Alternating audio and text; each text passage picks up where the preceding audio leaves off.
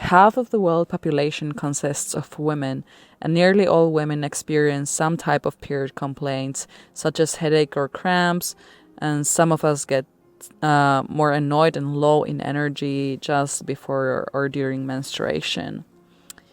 Many of us know this phenomenon as premenstrual syndrome or PMS. For a minority, about 1 to 2%, these symptoms are so intense that it drastically affects their daily life. They might even get severely depressed. This is the severe form of PMS called premenstrual dysphoric disorder, PMDD. Major depressive disorder is diagnosed when someone experiences symptoms like low mood, irritability, and sadness, depression, for a long period of time. It is predicted to become the second leading cause of disability in the near future. Sometimes these two conditions might get mixed up as they mimic each other's symptoms. And thus, it is important to understand how they're actually caused in a molecular level so we can treat them appropriately. Instead of just trying to heal the symptoms, to actually find a cure in the origin of the complaint.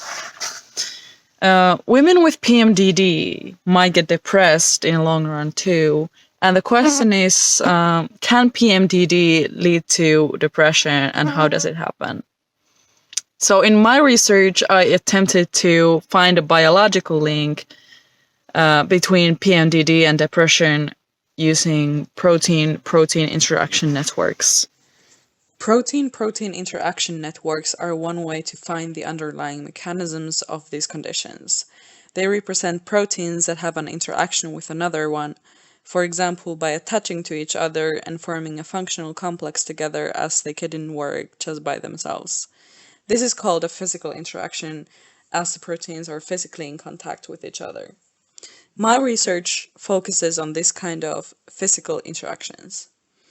Protein-protein interactions are often part of a larger network that represents a cascade of protein interactions.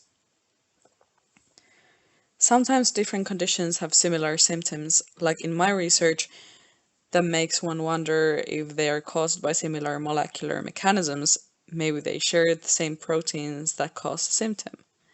Or maybe a PMDD causing protein triggers an MDD-related protein and thus causes depression. Protein-protein interactions can be used to link PMDD and MDD. For example, I found out that a certain protein, epidermal growth factor receptor levels in body, vary with the menstrual cycle. When this kind of protein interacts with a protein that is related to mood changes and depression, serotonin receptor 3A, it would be possible that EGFR levels are abnormally low or high during our period. It can lead to depression. Nowadays, the internet contains a huge amount of data. This is also the case with biological data, like protein-protein interactions, that is also experimentally obtained originally. This data can be interlinked in the web to allow producing new knowledge, and that's why scientists are linking and annotating the data in the web. To answer my research question, I used protein knowledge bases called UniProt and NextProt to get data for my research. They're both well-connected websites that get information about proteins and their functions and structures from multiple other sources that are specialized in certain type of knowledge. For example, they both get at least part of their interaction data from an interaction database, IntAct. Gene ontology is the largest knowledge base for functions of genes and is also used by both UniProt and NextProt. I have created a web app that can get the protein-protein interaction data from the web and visualize it in a network, and maybe find new connections. Okay, guys, now I'm gonna show you my app.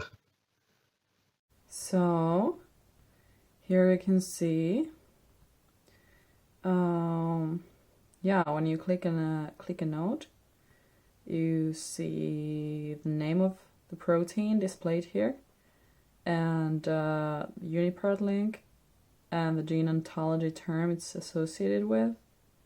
When you click an edge, you get all the information from the edge, like proteins that are involved and the type. Binary interactions are cool, you can move them.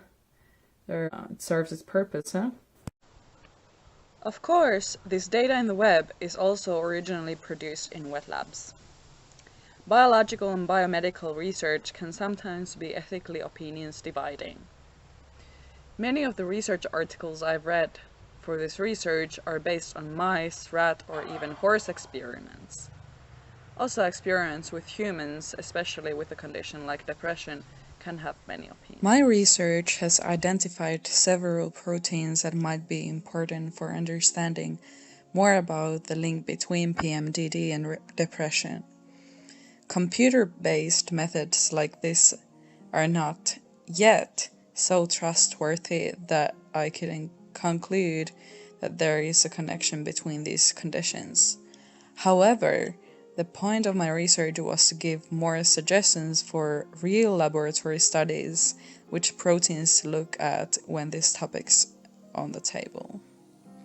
I hope you found this video interesting and send me a message if you have some questions.